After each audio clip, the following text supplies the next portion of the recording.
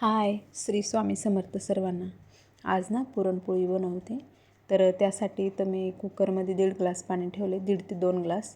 आणि आतपावला थोडं कमी अशी डाळ मी शिजायला घालते हरभऱ्याची. तर त्यासाठी मी तर तेल, हळद टाकले आणि हरभरा डाळ स्वच्छ धुवून शिजायला टाकायची. थोडीशी दालचिनीचा तुकडा टाकला आहे.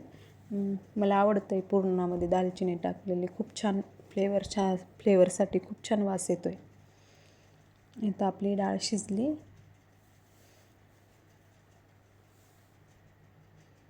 आता याचं जे पाणी असते ते आमटीसाठी मी काढून घेते.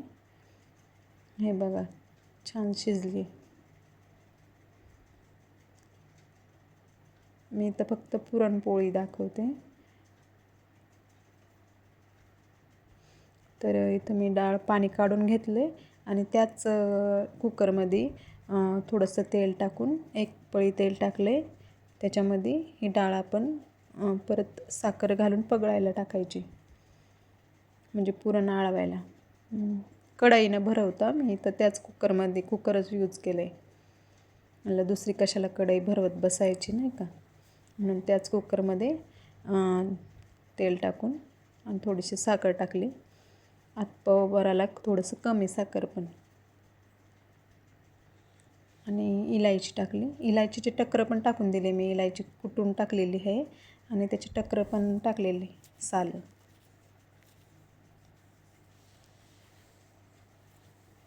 आणि आपल्याला आळून घ्यायचं आहे. 5-6 मिनटं लागतात थोडं आळवायला. साखर टाकल्यावर एकदम पातळ होतं आहे, पण नंतर स्लो गॅसवर मग आळतं आहे. नाळल्याच्या नंतर मग मी चाळणीमध्ये गाळून घेत असते. हे बघा, इथं मी चाळणीमध्ये काढले. बघा किती जास्त म्हणजे मेहनत पडत नाही आपल्याला जास्त फिरवायची. म्हणजे शिजलेली असते डाळ, एकदम मऊसूत होती. आणि आपण जेव्हा डाळ शिजली आणि तेव्हा लगेच आपण पुरण गाळायला घेतलं ना, तेव्हा थोड्या डाळ्या असतात त्याच्यामध्ये. मग शिजू घालायचं, परत साखर टाकून परत शिजवायचं. छान लागतं पुरण, बी चांगलं लागतं आहे, कलचून शिजून निघतं आहे. हे बघा किती छान आहे, एकसारखं एक जीव निघालेलं बारीक मस्त. आणि इथं मी पीठ मळते पोळीसाठी. तर थोडं तेल टाकलं आहे मी. पोहे खायचे 2 चम्मच गरम करून टाकलेले. थोडीशी हळद मी डाळ शिजताना पण घातलेली आणि पिठात पण घालते थोडंसं. त्याने आपलं छान कलर येलो जरा दिसतो आहे पोळीला. म्हणजे काय, डाळ आपली घरगुती डाळ आहे ना. दुकानातल्या डाळीला कशी पिवळी धमक असते, घरची डाळ थोडीशी पांढरी पडलेली असते. ती धुवून आपण त्याला भिजवून धुवून करतो, त्याच्यामुळं थोडीशी पांढरी असते. पुरण पण पांढरं येतं आहे. त्याच्यामुळं हळद टाकायची. इथं मग बघा पीठ किती मळलं आहे मी. मळून घ्यायचं एकदम मस्त छान असं. तुडवायचं मस्त. जेवढं मळलं तेवढं पोळी छान येते, फाटत नाही, काय नाही. पण इथं माझी फाटलीच. काय झालं, ते तव्यावर मी आमटीचा मसाला भाजला होता, मला घासायचं लक्षच नाही घाईत. तर थोडी फाटली, त्याच्यामुळं अर्धीच फुगलेली आहे.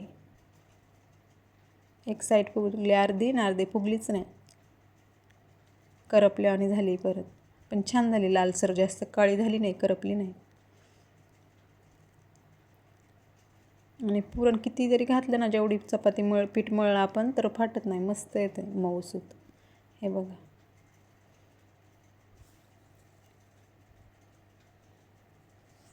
छान आपल्या पोळ्या तयार आहे.